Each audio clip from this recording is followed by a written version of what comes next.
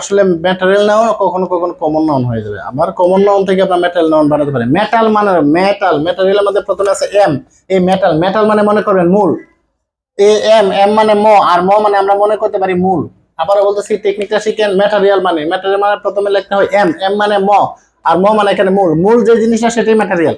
যেমন আমরা mutton, mutton থেকে আমরা কারি বানাতে পারি, চপ বানাতে পারি, তখন এটা হয়ে যাবে কমন নাউন। মূলটা থাকবে কি ম্যাটেরিয়াল নাউন। যেমন গোল্ড, স্বর্ণ, এটা আমরা মূল। এটা থেকে আমরা রিং বানাতে পারি, এখানে আংটি বানাতে পারি, বেঙ্গল বালা বানাতে পারি, তার মানে এটা হলো মূল। আবার আয়রন মানে লোহা, এটা থেকে শিকল বানাতে পারি, এটা হামার বানাতে পারি। এই মূলটা হবে ম্যাটেরিয়াল, এরপরটা হবে কমন নাউন। মিল্ক, মিল্ক কাঠ, দই বানাতে পারি, বাটার বানাতে পারি, হ্যাঁ আমরা সুইট বানাতে পারি, এটা হবে কমন নাউন, এটা ম্যাটেরিয়াল নাউন, কারণ এটা হলো মূল। রাইস, চাল, এটা হলো মূল, এটা ম্যাটেরিয়াল নাউন।